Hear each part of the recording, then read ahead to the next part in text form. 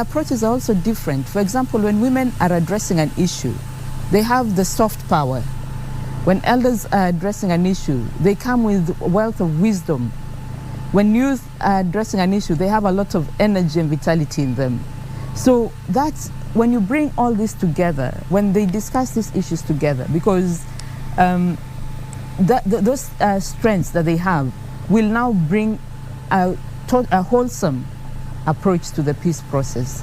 And that's why for it to be totally inclusive, such that we do not have somebody talking over the other. Because if you put all of them together, we find that culturally, when an elder speaks, nobody will dare to speak after that. It is just I think, on the larger African scale, nobody will dare to speak in the presence of elders. But that does not mean that the others do not have issues. Yeah. So it's important that you put them aside, they discuss these issues separately. And when they come together, because we have a common goal, these are put across, and from there, now we see how we can integrate it all in all. And that's why the leaders will also now look into it, because now when it comes to implementation, it's also about leadership. The leadership gives direction. So that is why, for inclusivity, and also to get a detailed understanding of what are the particular issues, how are people affected. For example, when there are raids, how are they affected? Women lose their children.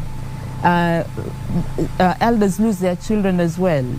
For example, even their cattle, it's a symbol of status.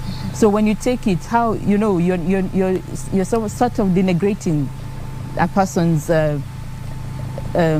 identity.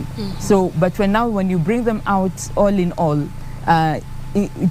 this approach we have used is going to facilitate inclusivity into how this issue is approached. Yes, I see that. Let me have something to add on to that. Yes, go ahead. On that. When we bring the youth, we bring the women, we bring the elders in. Yes. Women do also contribute to raids. Youth do also contribute mostly.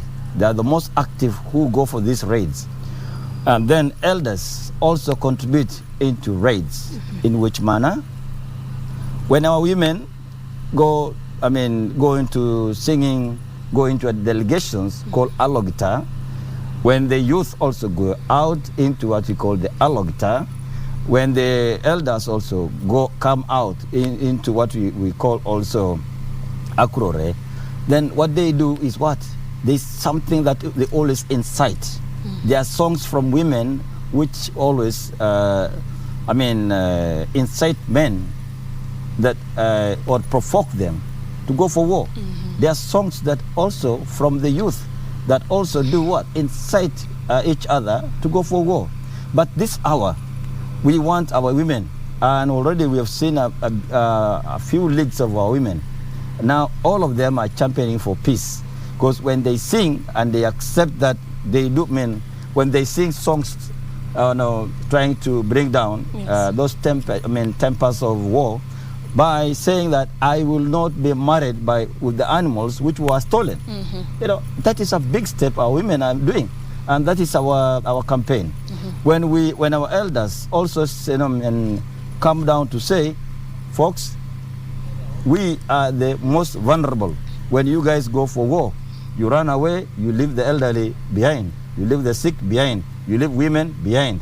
And then for the youth, when they go out, they are always vulnerable because they don't know how to stand for themselves, but only just to go. You go stealing, and then you come, you proud yourself that you've done something cool.